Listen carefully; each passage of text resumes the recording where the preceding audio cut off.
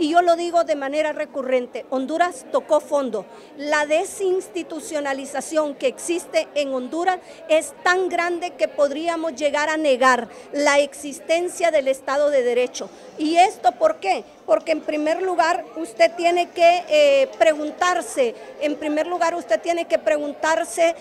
si en Honduras existe estricto respeto a la Constitución de la República, se respetan las leyes en nuestro país, los actos de los servidores públicos están ajustadas a la Constitución y a las leyes, hay una estricta separación de los poderes del Estado. En este caso en particular también es importante ver la situación de derechos humanos de la población y en ese sentido nosotros nos percatamos de que no hay las condiciones necesarias para decir Honduras es un Estado de Derecho. Y cuando se llega a ese nivel de omisión con respecto al respeto que debe tener la Constitución y las leyes, es porque hemos tocado fondo como nación, como país, y consecuentemente lo que corresponde es pensar en un proceso fundacional a través de una Asamblea Nacional Constituyente de naturaleza originaria. En tanto y en cuanto sea el pueblo, a través de los representantes de los diferentes sectores de nuestro país, pueda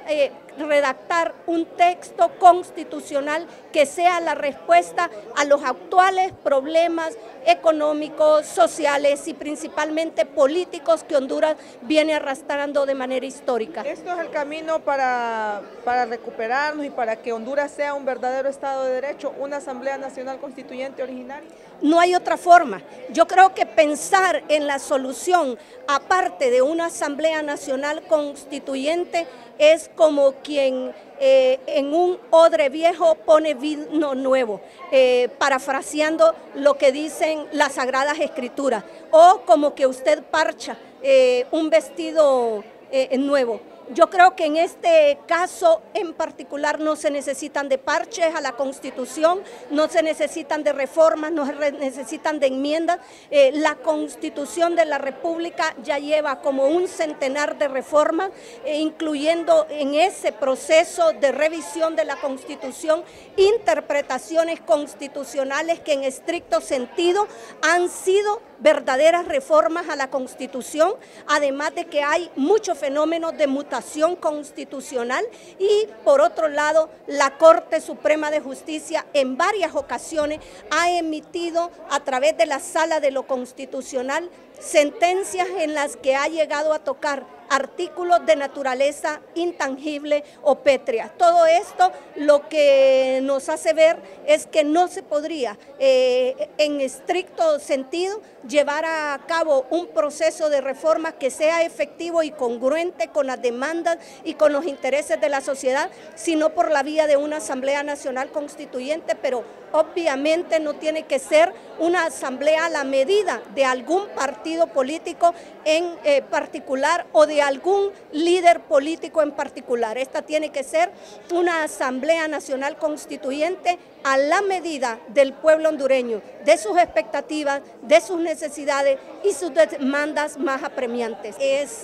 lamentable que las y los jueces en cualquier instancia de nuestro país se tengan que ver compelidos a tomar decisiones por la sanción moral a través del desvisamiento que ha hecho la Embajada de los Estados Unidos o la sanción moral que haga el pueblo hondureño que cada día exige más justicia. Creo que las y los jueces debieran actuar entendiendo que tienen un mandato constitucional y legal para poder resolver todos los casos que se les presenten en base a los elementos de prueba o en base a la prueba y no por otras motivaciones. Lamentablemente el Poder Judicial históricamente ha venido acumulando un descrédito que no permite apreciar por parte de ellos la debida voluntad para tomar decisiones en casos emblemáticos o paradigmáticos como la red de diputados, el caso Pandora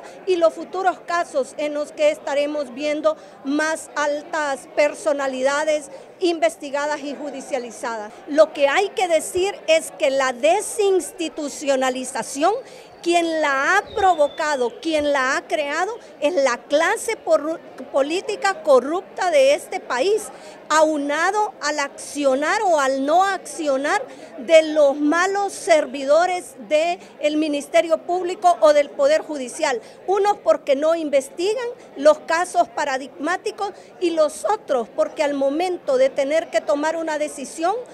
lo hacen con el afán de protegerlo o de seguir perpetrando las prácticas continuadas de corrupción que han habido en nuestro país. Entonces, al final, si vemos que en Honduras hay esa desinstitucionalización, tenemos que ponerle un nombre. Son la propia clase política y los propios servidores del sistema de justicia quienes han contribuido a ello. El Ministerio Público, por mandato constitucional y legal, es el ente encargado de la persecución penal público, pero además tiene otra gran responsabilidad que casi nunca se la señalamos, y esta es la responsabilidad de ser el representante, el defensor de los intereses generales de la sociedad. Entonces, por un lado tiene que actuar porque los casos los conozca de oficio o porque los conozca mediante una denuncia, pero por otro lado porque también la corrupción tiene un impacto en la población hondureña y él representa los intereses generales de la sociedad.